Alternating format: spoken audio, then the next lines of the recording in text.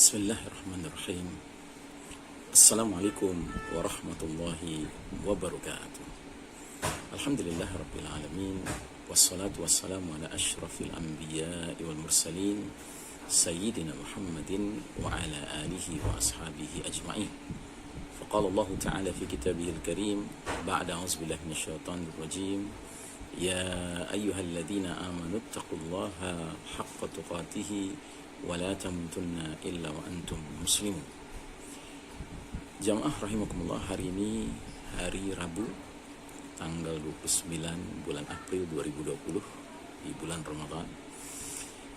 Kita melanjutkan pembahasan kita mengenai sistem kafir syirik, sistem dunia yang sedang memimpin perjalanan umat manusia.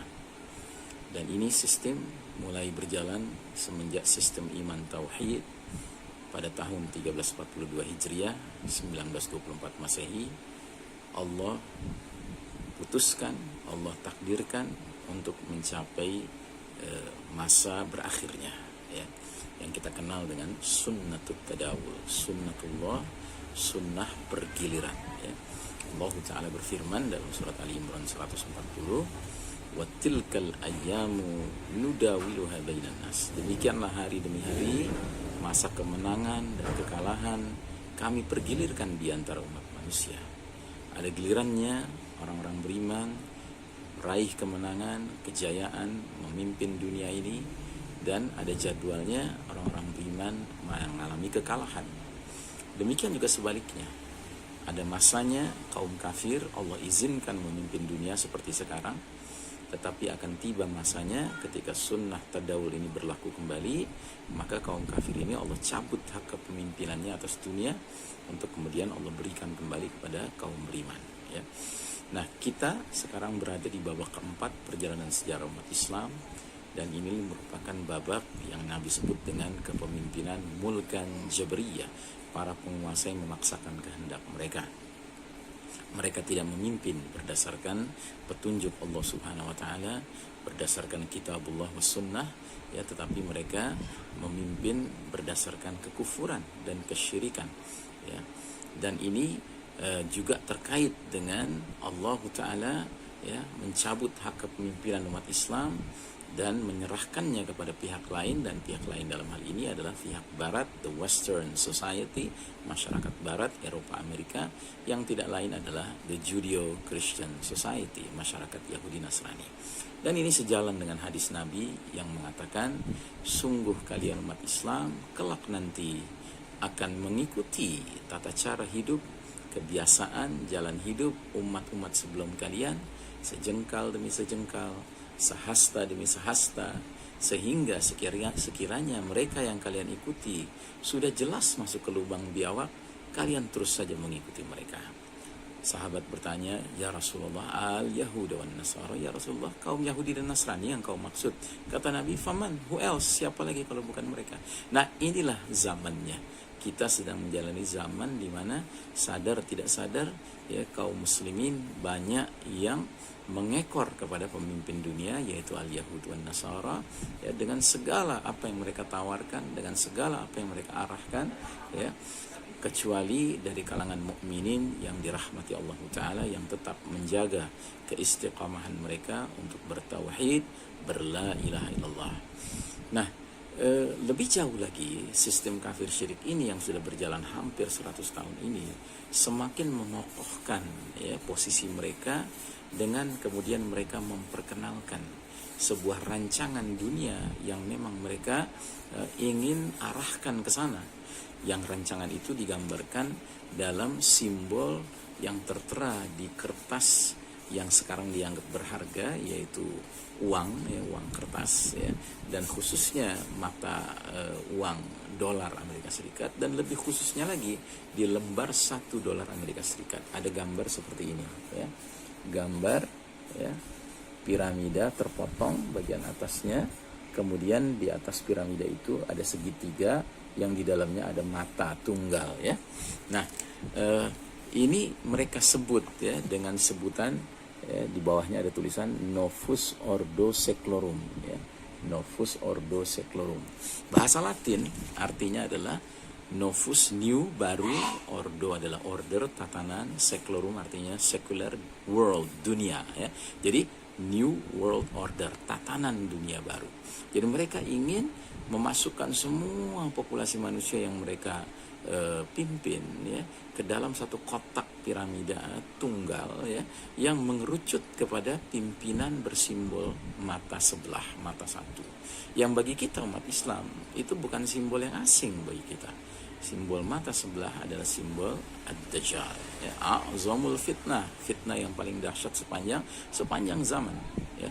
Jadi ibaratnya mereka merancang dunia ini sedemikian rupa agar semua manusia yang mereka pimpin dan mereka kendalikan tunduk di bawah nilai-nilai kekufuran Dajjal. Sampai ke tingkat Dajjal nanti keluar, ibaratnya tatanan dunia baru ini seperti gelaran karpet merah menyambut kehadiran Al-Masih, the Messiah, sang juru selamat Dajjal menurut mereka. Nah, di dalam buku ini, buku Sistem Dajjal karya Ahmad Thompson ya, ada bagian yang sangat menarik di mana dia mengatakan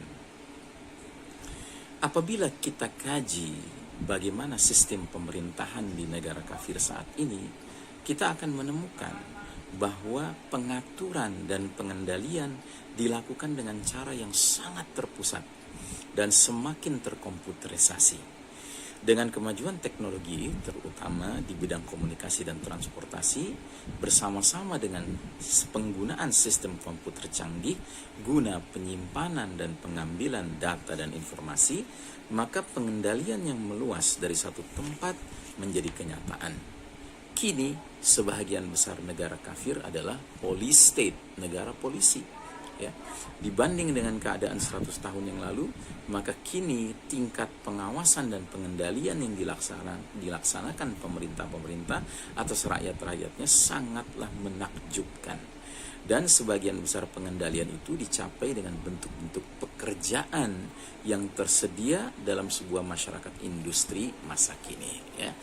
Karenanya di dalam dunia modern sekarang ini yang namanya pencatatan informasi dari setiap orang yang bekerja misalnya ya kan, itu begitu detail ya, diminta untuk dilengkapi. Karena apa? Karena sesungguhnya ini ingin dikendalikan sepenuhnya ya. Nah, jadi saudaraku rahimakumullah, kita orang-orang beriman ini jika benar-benar berpegang teguh kepada kalimat tauhid la ilaha illallah ya, tiada ilah selain dari Allah, yang tentunya harus mengandung makna la mahbuba ilallah, tidak ada yang dicintai selain daripada Allah, la matbu'a ilallah, tidak ada yang dipatuhi selain daripada Allah, dan la marhuba ilallah, tidak ada yang ditakuti selain daripada Allah. Maka jika benar ketauhidan kita ini melekat dan tampil dalam diri kita, tentu kita tidak akan mau ya begitu saja menerima arahan-arahan dari tatanan dunia baru yang notabene merupakan sistem kafir syirik ini. Tidak mau. Ya, kenapa? Karena kita sadar sesadar-sadarnya bahwa yang patut mengendalikan hidup kita, yang patut memerintahkan arah hidup kita, yang patut menentukan nasib kita bahkan adalah Allah Subhanahu wa taala. Allah yang maha tinggi dan Allah yang maha suci.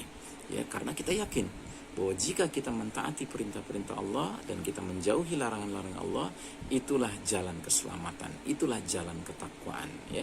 Makanya para ulama kita sendiri bahkan merumuskan definisi takwa itu adalah ya, imtithalu awamirillah ya, ibtigha'an limardatihi wa jannatihi ya, mematuhi perintah-perintah Allah dalam rangka mengejar ridha dan surganya ya. Wajtinabu nawahillah ya, khaufan an sukhtihi wa narihi, dan menjauhi, meninggalkan larangan-larangan Allah karena takut akan murka dan neraka Allah Subhanahu wa taala. Nah, itulah definisi takwa bagi kita kaum mukminin. Karenanya tidak ada hari, tidak ada jam, tidak ada menit, tidak ada detik ya yang kita serahkan kepatuhan kita, ketaatan kita, loyalitas kita kepada Allah Ta'ala ya, itulah bukti bahwa kita telah mencapai suatu keadaan bertakwa. Dan karena itu pula setiap hari Jumat, ya, khatib Jumat belum dikatakan benar khutbah Jumatnya, sah khutbah Jumatnya bila tidak ada tausiah, wasiat untuk bertakwa kepada jamaah, kepada kaum muslimin yang hadir sholat Jumat itu. Karena itulah pentingnya sholat Jumat, karena sholat Jumat mengingatkan kembali akan hakikat diri kita sebagai hamba Allah yang beriman, yang bertakwa kepada Allah Ta'ala. Ya ayyuhalladzina amanu ittaqullaha haqqa tuqatihi wa la tamutunna illa wa antum muslimun. Hai orang-orang beriman, bertakwalah kalian kepada Allah dengan sebenar-benarnya takwa, dan janganlah kalian menemui kematian kecuali dalam keadaan berserah diri kepada Allah Ta'ala. Bukan berserah diri kepada sistem Dajjal, kepada tatanan dunia baru yang notabene penuh dengan niat-niat mematuhi musuh Allah Subhanahu wa Ta'ala, yaitu iblis, yaitu syaitan. Ya, Allah Ta'ala jelas tegas menyatakan dalam surat Fatir ayat ke-6, inna syaitana lakum aduwan fattakhidhuhu aduwa innama yad'u hizbahu liyakunu min ashabis sa'ir. Sesungguhnya syaitan bagi kalian adalah musuh, maka sikapilah dia, perlakukanlah dia sebagai musuh. Ya, sesungguhnya syaitan itu tidak mengajak partainya, kelompoknya, pasukannya, golongannya, kecuali untuk menjadi penghuni neraka yang menyala-nyala. Nah, kita orang beriman sudah taken kontrak dengan Allah Ta'ala, ingin menuju ke ridhonya, ingin mendapatkan kehidupan yang hakiki, kebahagiaannya dan abadi kebahagiaannya di akhirat kelak nanti, yaitu tempat yang bernama jannah, ya, surga. Tempat yang kata Nabi Muhammad sallallahu alaihi wasallam, ma la ainun ra'at wala udhunun sami'at wala khatar ala qalbi bashar. Tempat di mana mata tidak pernah menyaksikan, ya, kelezatan pandangannya, telinga tidak pernah mendengarkan kelezatan suaranya, dan bahkan hati tidak pernah terbesit, ya, fantasi kelezatan kenikmatannya. Masya Allah Ta'ala. Allahumma ja'alna min ahlil jannah. Ya Allah, jadikanlah kami golongan penghuni surga. Allahumma ja'alna minal muttaqin. Ya Allah, jadikanlah kami golongan orang-orang bertakwa, orang-orang yang senantiasa berpikir bagaimana mematuhi perintah Allah Ta'ala, bukan mematuhi perintah selain Allah Ta'ala. Siapapun pihak lain itu, mau secanggih apapun, ya, atas nama sains teknologi yang mereka kemukakan, sekalipun demikian, kalau itu bukan dari Allah Ta'ala, apalagi tidak sejalan dengan Allah Ta'ala, kita memilih Allah Ta'ala. Kita juga tidak mau meninggalkan larangan-larangan kecuali larangan Allah Ta'ala. Mana mau kita meninggalkan larangan yang sesungguhnya, larangan itu bersumber dari selain Allah Ta'ala.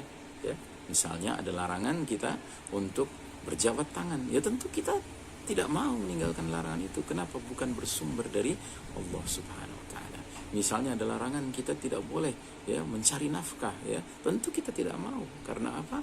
Mencari nafkah justru perintah dari Allah Ta'ala. Saudaraku rahimakumullah, mudah-mudahan sekalipun kita ditakdirkan hidup di era yang kelam ini, babak di mana umat Islam sedang babak belur, tetapi mental kita tidak babak belur. Itu yang paling penting. Karenanya Nabi Muhammad SAW pernah memberikan nasihat, qul amantu billahi thumma istaqim. Katakanlah, aku beriman kepada Allah, kemudian istiqamahlah. Ya, itulah hakikat kemenangan. Kemenangan bukan hakikatnya ditentukan di dunia ini, tetapi kemenangan ditentukan hakikatnya ketika kita berdiri di depan Allah Ta'ala. Di hari kita sedang dihisab, kita kemudian mendapatkan hisaban yasirah, ya, kita mendapatkan, ya, perhitungan hisab yang ringan, ya, yang menyebabkan kita dengan mudahnya bisa menyeberangi as-sirat dan akhirnya mencapai, ya, pintu-pintu jannah dan memasukinya dengan selamat. Demikianlah Ramadan Mubarak. Wassallallahu ala nabiyyina Muhammadin wa ala alihi wa sahbihi ajma'in walhamdulillahi rabbil alamin. Assalamualaikum warahmatullahi wabarakatuh.